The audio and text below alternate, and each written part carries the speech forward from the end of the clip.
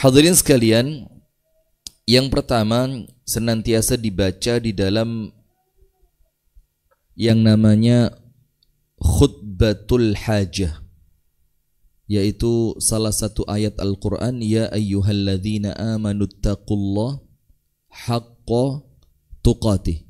Kita ini terus diingetin ketika khutbah Jumat, pembukaan tausiyah, di setiap ceramah, acara kemanten, mesti ayat itu tidak pernah luput, dibaca terus. Allah minta kepada kita takwa, tapi takwanya itu yang seriusan takwa, haqqa tuqatih. Yang itu kalau cari maknanya haqqa tuqatih ini semua macam-macam, panjenengan lebih hafal dibanding saya. Tapi PR-nya sekarang apa amalan kita untuk mencapai haqqa tuqatih itu? Padahal ini perintah Allah yang tidak gampang, dan perintah Allah yang oleh Allah kita ini dalam tanda kutip dipaksa untuk terus dengar itu.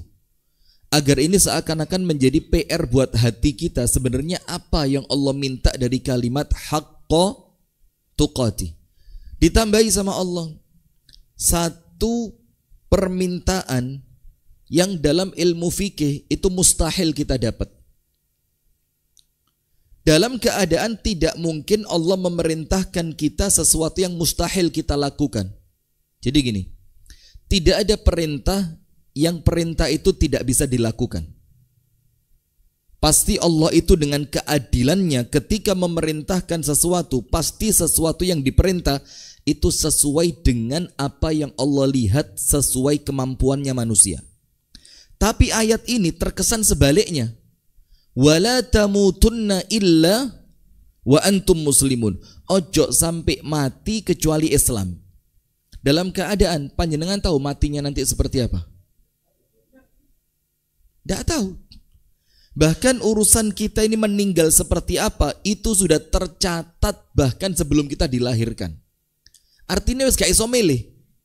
Kalau mau terakhir ending takdir itu, Pak. Kalau ngomong terakhirnya ya sudah, wis gak iso milih sudah. Dalam keadaan kita juga ndak tahu takdir ini mau kemana. Sing penting saiki apik dhisik. Itu urusannya. Kita ndak perlu ngomong yang meneh opo yo. Engko lek pas kate mati kira-kira lorone soro apa gak yo. Kira-kira nanti meninggalnya itu di masjid apa di lapangan atau pas nyemes pingpong yo. Nah, ini pertanyaan yang sebenarnya juga tidak masuk akal juga. Mau apa wong podo-podo gak ruwe? Sementara yang Allah tuntut dari kita itu bukan besok seperti apa, tapi hari ini kita bagaimana. Karena satu yang kita tahu, hal jazaul ihsani illal ihsan. Pokok hari ini panjenengan sae, benjing Allah pasti balas dengan kebaikan. Hari ini baik, besok pasti Allah balas dengan kebaikan. Nah, sekarang dijelaskan oleh para ulama, ya apa ini kok Allah itu memerintahkan kita dengan sesuatu yang kita tidak punya kuasa di situ. Wala tamutunna illa wa antum muslimun. Ojo sampai wafat, jangan sampai mati kecuali kalian dalam keadaan muslim. Kata para ulama, maksudnya ayat ini minimal dua. Nomor satu, karena kita ngerti urusan mati seperti apa bukan urusan kita, maka disuruh kuat-kuat bergantung kepada Allah. Jadi disuruh menguatkan diri untuk betul-betul pasrah dan berharap kepada Allah. Ya Allah, kami tahu kematian kami tidak bisa kami pilih seperti apa. Kami tahu kematian kami ada pada kuasamu ya Allah. Maka kami mohon ya Allah. Dan tidak boleh berhenti, terus wafatkan kami dalam keadaan yang terbaik, minimal muslim. Bahkan kalau kita perlu doa, Pak, kita doanya, Pak, ya Allah, wafatkan pas sujud ketika sholat tahajud. Siapa yang tidak kepingin coba? Ayo angkat tangan yang tidak kepingin. Angkat tangan. Tapi tadi malam tahajud. Nah, kalau tadi malam tahajud berarti keinginan itu masih sinkron. Iki kepinginnya wafat sujud pas tahajud, tapi ditanya tadi malam tahajud. Ya besok malam. Iya lah ketemu besok malam. Kalau habis pengajian pas nyemes pingpong meninggal ya apa? Mes. Lah kok berarti kata terakhirnya apa? . Masya Allah, na'udzubillah min dzalik. Nah, maka yang pertama menurut para ulama ayat ini wala tamutunna illa wa antum muslimun itu dorongan agar kita ini gemandul marang Gusti Allah.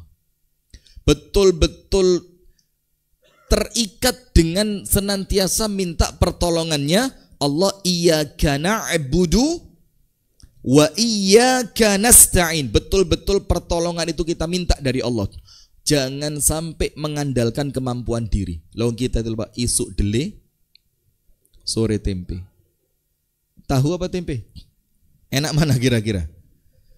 Yang kedua, dijelaskan di sini untuk senantiasa hati-hati. Nomor satu, senantiasa bergantung kepada pertolongan Allah. Karena kita tidak punya kuasa. Wis manuto Gusti Allah, jaluo kepada Allah. Maka ketika kita minta kepada Allah itu, Allah memerintahkan kita untuk terus minta. Astajib ud'uni astajib lakum. Yang kedua, Allah dalam ayat ini ngajak kita untuk hati-hati. Jangan sampai pergerakan kita itu sampai ketemu yang tidak baik. Jangan sampai perpindahan kita pindah ke tempat yang tidak baik. Jangan sampai pergantian aktivitas kita pindah ke aktivitas yang tidak baik. Jangan sampai pilihan teman kita sampai ketemu teman yang tidak baik.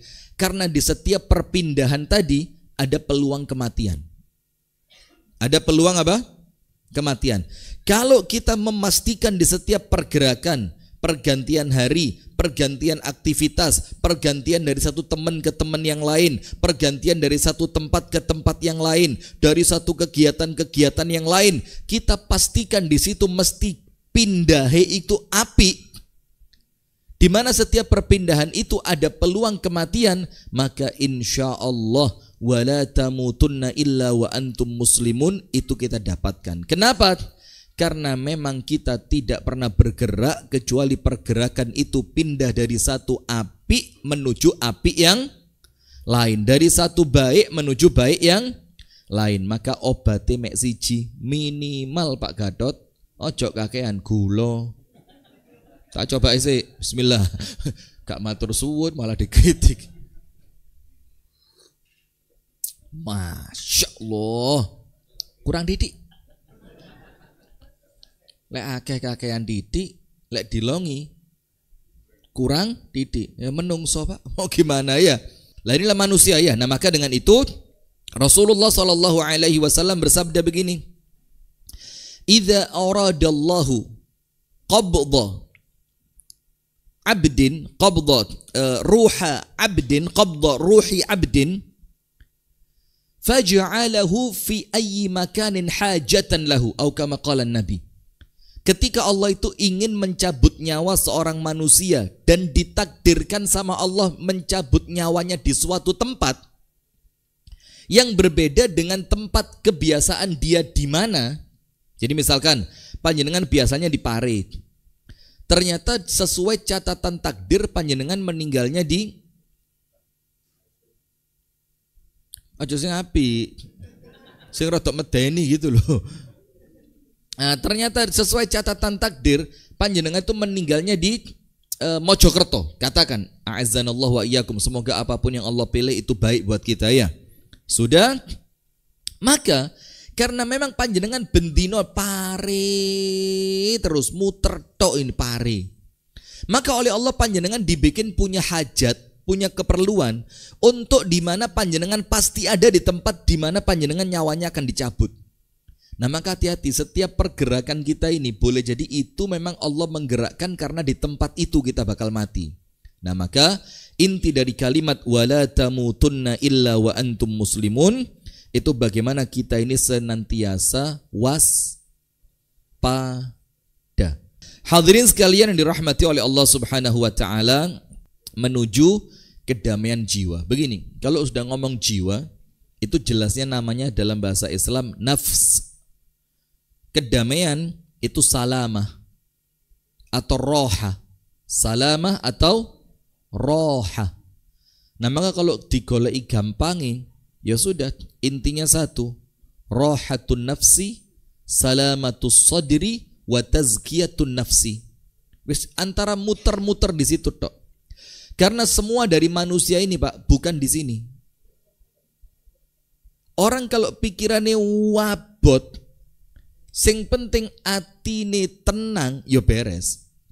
Maka begini, ada orang yang pikirannya ringan, anak yo mek didik, biaya sekolah yo gak sepiro, larang, omah yo wis enek, pekerjaan yo wis mapan.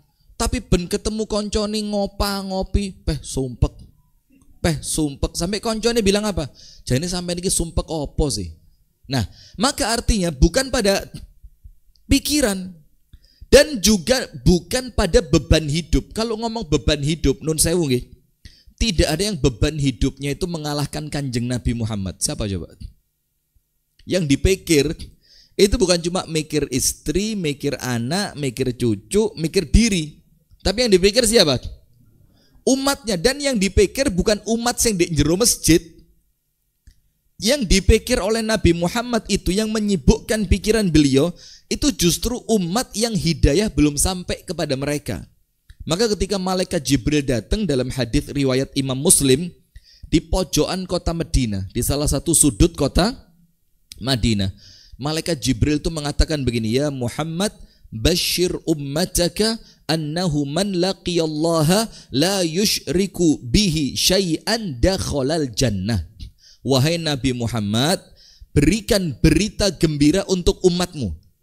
Pokok ceritanya gembira-gembira wis. Lek serem-serem urip panjenengan pun penuh dengan kesereman ya. Sudah, berikan berita gembira untuk umatmu. Apa berita gembiranya? Barang siapa di antara umatmu, siapapun orangnya, pokok meninggalnya tidak pernah syirik, melbu surga. Itu kan cukup menjadi berita gembira buat kita. Sing penting gak syirik, melbu surga. Enak apa ndak? Yo pol jani. Tapi untuk Nabi Muhammad itu belum cukup. Ternyata hadis ini tidak menjadikan Nabi Muhammad lego. Nabi Muhammad mengatakan apa? Ya Jibril, kalau bahasa kita nggih, umatku itu yang macem-macem. Tidak hanya umatku itu yang ahli masjid mustaqim, subuh mustaqim, beduk mustaqim, asar mustaqim, maghrib mustaqim, isya mustaqim. Umatku itu bukan cuma sing gedung di masjid mustaqim tok. Tapi umatku ini ya ono sing kecantol di judi online, ada yang kecantol di urusan riba, ada yang kecantol di nun sewu nggih, a'azanallahu wa iyyakum, Allahumma yusturna al-jami', semoga Allah nutupi aib kita semua. Ono sing kecantol di prostitusi, ono sing kecantol di narkoba. Ternyata yang dipikir sama Nabi bukan yang sujud. Lek sujud iki insyaallah ya bukan mengecilkan ya. Ya insyaallah wis, insyaallah panjenengan surga lah wis, surga. Maka yang dipikir oleh Nabi itu umatnya yang memang apa? Kaifa ya Jibril in zana in saraq. Tapi umatku itu yang pernah mencuri, yang pernah berzina bagaimana? Ojo dipikir noto umatku sing umum-umum. Kata Jibril apa?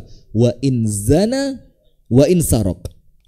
Ini dua dosa besar ini perwakilan saja, mewakili dosa besar yang lain. Maka malaikat Jibril mengatakan, jangan khawatir wahai Muhammad, Allah akan menjadikan dirimu senang. Wala saufa yu'tika rabbuka fatardo. Anda buka tafsirnya kalimat fatardo itu, Nabi Muhammad oleh Allah dijamin tidak akan sedih karena umatnya. Maksudnya apa? Umatnya Nabi ini Pak, wis salah, yang penting manut, ojo kaken protes. Ndak ada Islam Protestan itu, ndak ada. Ya secara nama minimal ya, jane lek digoleki wong ya enek ae. Ngene ra cocok, ono ra cocok, tak miriki ra gelem, tak miriku ra gelem, njalukmu piye gitu loh. Nah, sudah, maka kalimat wala saufa yu'tika rabbuka fatarda, itu Allah akan menjadikan Nabi Muhammad ridho fi ummatihi, dalam keadaan siapa? Umatnya.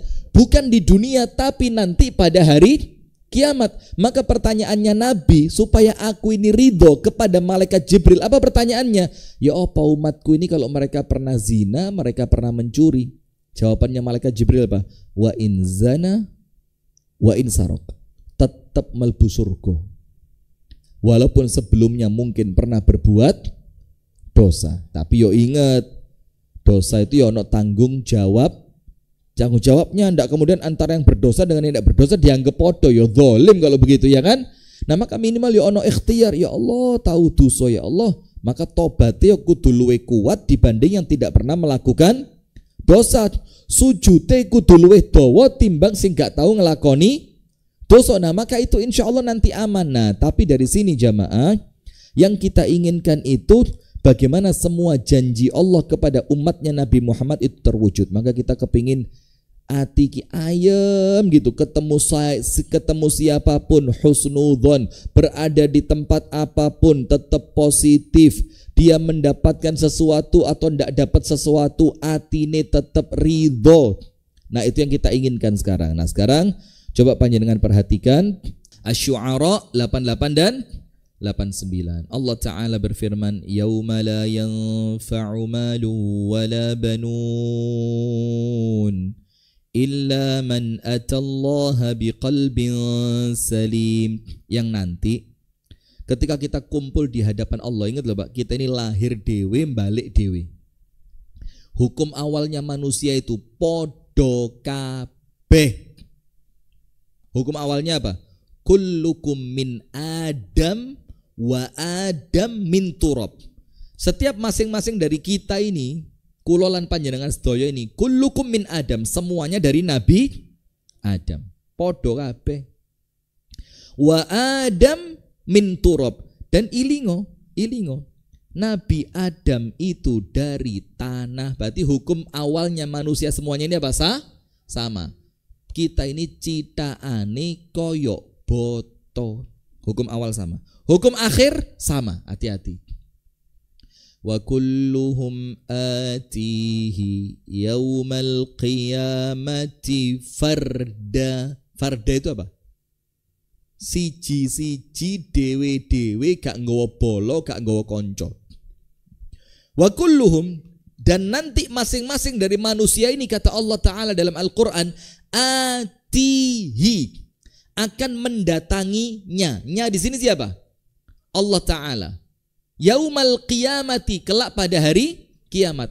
Apa? Farda, dewe, tanggung jawab masing-masing. Nah, ketika kita ndak ditemani konco, ketika kita ndak bawa pembela, ketika kita ndak bawa pengacara, ketika kita ndak bawa ini, ndak bawa itu, terus waktu itu Pak, di waktu genting seperti ini, modal kita cuma satu, illa man atallaha biqalbin salim.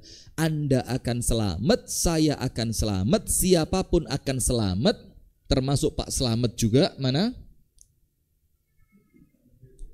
Wah Kak Situ selamat, Pak Ciloko wes ya. Termasuk Pak Selamat itu kalau datang ke hadapan Allah, modale atine apa? Resi. Dan hati resi itu 3. Nomor 1, hati yang mentauhidkan Allah. Hati bersih itu lek kecampuran syirik langsung rusuh. Nomor 2, hati yang bersih dari menyelisihi Nabi, mukhalafatun Nabi. Orang sak api-api ucapannya, kalau amalannya menyelisihi Nabi, ya ndak usah ngomong hati yang bersih. Nomor 3, salamatus sadri ma'al muslimin, atine selamat kepada sesama muslim. Nah sekarang lihat yang berikutnya jamaah, ini poin-poin terakhir saja. Rasulullah mengingatkan kita, wis talah wis panjenengan faham lah ini, cuma ayo sekarang levelnya naik dari kerungu, oh tahu kerungu biasanya kan gitu, oh tahu roh, oh tahu moco, oh tahu diceramah nih, kita naik level dari tahu jadi ngerti. Beda loh Pak. Ngerti itu kalau dalam Islam itu faham. Maka Rabbi zidni ilma warzuqni fahma. Kalau ilma itu tahu, fahma itu ngerti. Sekarang begini gampang. Apa jenengan tahu Pak, renang itu apa? Semua orang mesti tahu yang namanya renang. Tapi apakah orang yang tahu tentang renang Anda pastikan bisa berenang? Enggak. Belum tentu. Nah maka kita naikkan dari tahu menjadi ngerti. Nah nanti kalau sudah ngerti, insya Allah diamalkan. Maka begini, kalau sekedar tahu Pak, sopo sih yang enggak tahu kalau apal Quran itu baik? Semuanya tahu. Tapi siapa di antara kita yang sekarang sampai detik ini masih punya keinginan untuk hafal Quran dan ngelatih walaupun satu ayat bentino? Mana orangnya? Nah maka lihat, kita tahu Pak, tapi ditingkatkan menjadi ngerti. Kalau sudah ngerti nanti bisa mengamalkan. Nah sekarang begini, saya bacakan.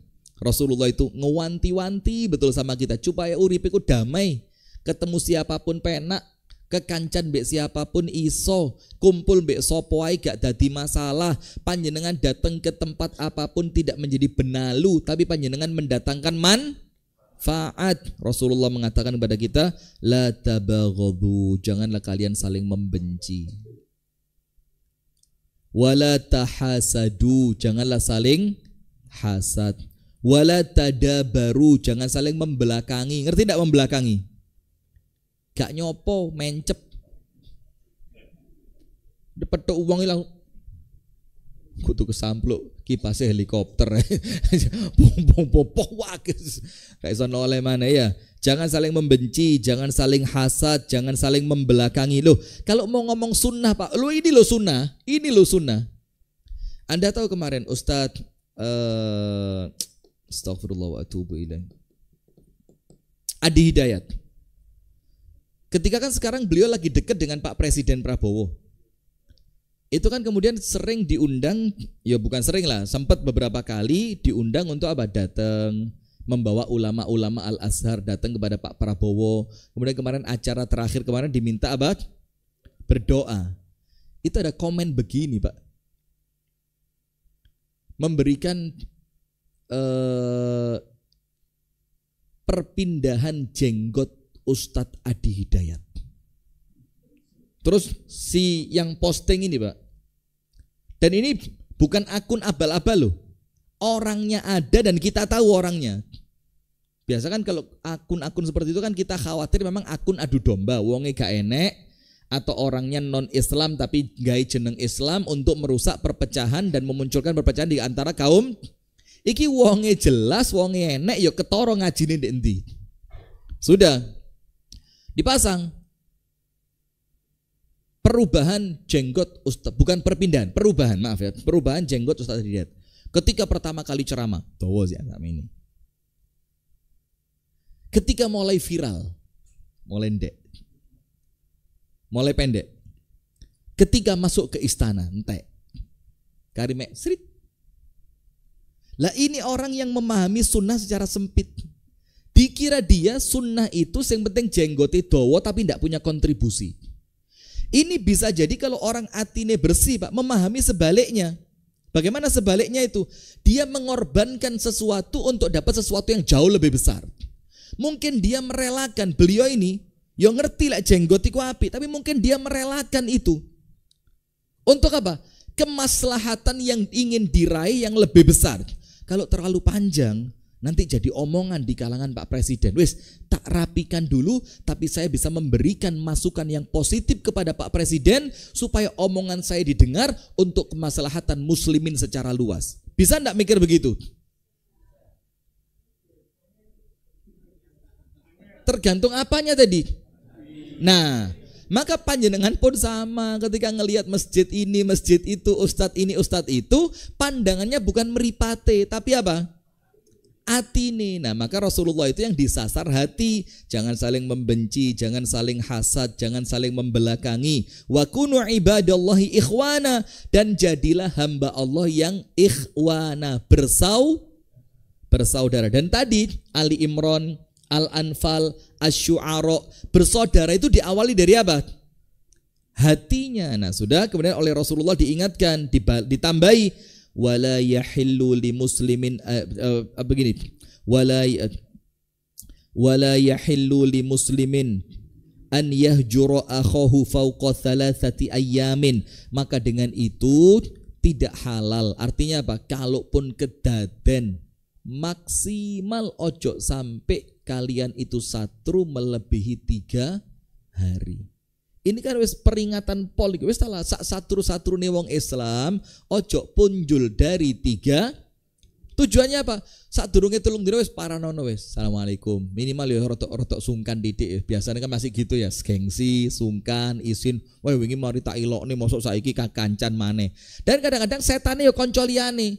Ra usah wis karuan ya apa isin-isine, ra usah. Nah, maka ada di zaman Utsman dan Abdullah bin Mas'ud ketika berangkat haji. Tahu kan ceritanya? Utsman itu punya pendapat di Mina, Nabi, Abu Bakar, Umar. Ini manusia terbaik urutannya ya, Nabi Muhammad, kemudian Abu Bakar, kemudian Umar radhiyallahu taala anhuma wa sallallahu salam ala nabiyina Muhammad. Sudah. Nabi Muhammad itu salatnya di Mina diqosor. Abu Bakar salatnya qosor, Umar salatnya qosor. Masuk zamannya Sayyiduna Utsman itu sholatnya jangkep petang rokaat. Maka Abdullah ibnu Mas'ud tidak terima. Wah ngawur, Utsman ini gak tepak iki. Siapa yang mendahului kamu untuk kamu melakukan ini?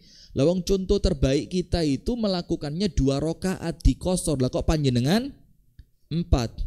Diskusi Pak, ilmiah Pak, dan tidak memungkiri adanya ketika diskusi ilmiah itu ya rodok mempertahankan argumen. Kalau orang yang tidak ngerti dikira mungkin ngamuk, padahal apa? Orang diskusi itu golek. Ayo kita sing keras dalam berdiskusi supaya endingnya kita tahu kebenaran di pihak siapa, nanti kita ikuti yang benar itu. Bukan kebenaran di pihak saya terus atau Anda. Pokoknya yang kita cari apa? Kebenaran. Sudah. Tidak ketemu. Sayyiduna Utsman tetap papat. Kasihkan argumennya karena 2 alasannya ini. Dan sekarang yang menjadikan zaman dulu 2 sudah tidak ada. Maka kembali ke hukum awalnya sholat 4 rakaatnya. Tidak boleh dikosor. Kosor itu kan rukhsah. Nah sekarang sebab untuk datangnya rukhsah katanya Sayyiduna Utsman, sebabnya tidak ada. Maka rukhsahnya tidak bisa diambil. Papat. Abdullah bin Mas'ud bilang ini bukan masalah illah, ini masalah hikmah. Ngerti illah? Illah itu sesuatu yang menjadikan hukum itu ada. Hikmah, kenapa hukum ini ada? Itu dalam fikih beda, illah dan hikmah. Contohnya cek gampang. Hikmahnya boleh jamak qosor ketika safar apa? Hikmahnya, bukan illahnya, hikmahnya. Cek gak repot.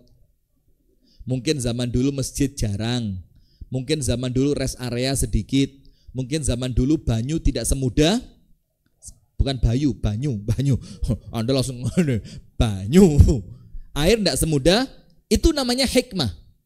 Tapi bolehnya jamak qosor itu bukan karena hikmahnya, tapi karena illahnya. Illahnya apa? Safar. Maka selama safar itu ada, jamak qosor tetap ada, walaupun hikmahnya sudah hilang. Lho saiki lo gampang, rest area ndi banyu yo mesti enek, bahkan saiki masjidnya yo resik-resik, itu hikmah. Maka bukan karena hikmahnya hilang, hukumnya hilang, enggak, itu illah.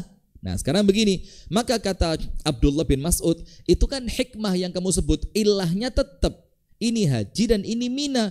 Haji dan Mina itu ilahnya untuk orang bisa qosor. Wes tidak ketemu. Ketika masuk waktu sholat zuhur, laku Abdullah bin Mas'ud ini jamaahan di belakangnya Utsman bin Affan. Yang pro sama Abdullah bin Mas'ud gletek, lek debatnya kayak ngono bantere, dalile ya kuat lho, wancine sholat lah kok tumut. Nah, ini supporter ini hati-hati nih. Supporter ini kadang-kadang ya bukan supporter ya. Geni ya ngobong, terus nih Ustadz, sampean bener kok Ustadz, terus nih Ustadz. Lah nanti Ustadznya bawa belur sing mburi pindah Ustadz. Oh tiba nih Ustadzku kalah, kalau rono ae lo, jadi kerucuk jeruk panas sampean. Nah sudah, maka ketika sholat ternyata Abdullah bin Mas'ud ikut. Teman-temannya bilang apa? Sholat dewi ae, cari Utsman rono bene, ayo sholat rono. Kayak tendo dewi, ayo. Ustaz penak. Utsman salah rasa deloi. Ayo sholat dewi. Sudah kata Abdullah bin Mas'ud, enggak. Kenapa? Al khilafu syarrun. beda itu gak enak. Beda itu apa? Ndak baik. Beda itu jelek. Sementara haji ini waktunya umat Islam menampakkan syiar kebersamaan. Lah kalau gara-gara ini saya pindah ke sana, ya saya malah menghilangkan prinsipnya untuk mengikuti cabangnya. Seharusnya perkara furuk cabang ini saya relakan untuk ketemu prinsip persatuannya. Nah, sudah apa yang terjadi jamaah? Akhirnya ikut sholat di sana. Kata Abdullah bin Mas'ud apa? Luang papat yo sholat, luru yo sholat. Luang lek podo-podo sholat, kenapa gak ngalahai? Walaupun kalau kita mau ngomong dalil Pak, yo jujur. Dalil yang menang dalilnya siapa? Abdullah bin Mas'ud. Wong Nabi loro, Abu Bakar loro, Umar loro. Lagi papat melu sopo. Nah, maka terkadang seperti maaf ya kalau kita boleh husnudzon kepada Ustadz Adi Hidayat, ya mungkin prinsipnya yang beliau ambil, akar inti masalahnya yang beliau ingin capai, kemaslahatan besar yang ingin dicari, walaupun terkadang mengorbankan sesuatu yang bisa jadi menjadikan orang lain menghujat dia. Boleh jadi apa? Aku rela dihujat, yang penting nanti enek opo-opo nih sampai tetap untuk manfaati. Nah, maka itu kalau cerita ya, tapi yang bumbuan bener apa ndak saya ndak tahu. Cuma kan saya waktu itu lihat film apa? Buya Hamka. Panjenengan lihat ndak? Di film Buya Hamka itu kan sempet Buya Hamka itu melok Belanda gitu. Ikut Belanda.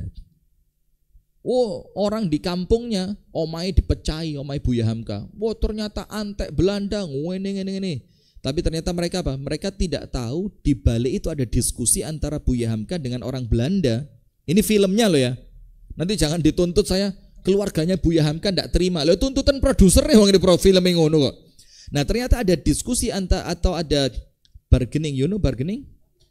Kesepakatan antara Buya Hamka dan Belanda, pokok sampean manut, kampungmu gak tak serang. Maka mikirnya apa? Daripada wong sakmono kae dadi korban diserang, mendingan saya yang satu ngalah, walaupun resikonya dicaci dan dimaki oleh orang yang tidak ngerti. Nah, maka posisi kita Pak, ojo di posisi orang yang tidak ngerti tadi. Engko lek akhirnya ngerti sisa getun. Karya apa? Nah, maka untuk mencapai hati yang damai, kedamaian jiwa segala macam itu intinya di jerone ati. Nah, maka satu tok obate ati sing paling top, baca Quran dan tadabbur. Kalau mau banyak ya banyak. Tapi inti yang paling makjeleb ngeresi ati apa? Baca Quran lan sa maknane diangen-angen. Apa sih maksudnya Allah? Apa yang Allah ingin? Tapi diangen-angen bukan dari pikiran panjenengan, Pak. Moco kitab tafsir. Sehingga apa? Itu insya Allah melunakkan dan membersihkan hati. Barakallahu fikum. Ini posisi terbuka, tapi air yang netes cuma seperti ini. Dan ini mereka tampung agar airnya walaupun menetes bisa tetap dipakai. Yang menjadi permasalahan di desa kami adalah air bersih, Pak. Beberapa waktu yang lalu sampai memprihatinkan warga kami itu minum air dari aliran sungai.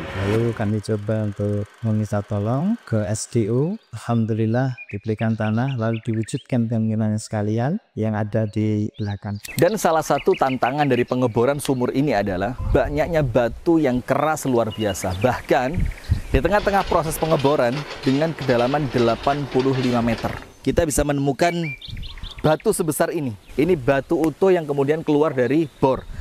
Bahkan lebih besar dan sebesar ini. Memang awalnya musola ini dulunya hanya tandon, kemudian karena kita lihat ukurannya lumayan, maka akan lebih baik kalau bisa double fungsi. Bisa dipakai tandon, bisa juga dipakai tempat ibadah. Jadi mudah-mudahan barokahnya double, barokahnya air dan barokahnya ibadah. Dan kami mengajak kepada pemirsa sekalian untuk terus bergabung bersama kami lewat amal-amal sosial, kemanusiaan, untuk senantiasa memberikan manfaat dari setiap yang Allah karuniakan kepada kita. Jangan lupa terus berikan sebagian dari apa yang Allah karuniakan kepada Anda untuk kemaslahatan sesama. Barakallahu fikum. Assalamualaikum warahmatullahi wabarakatuh.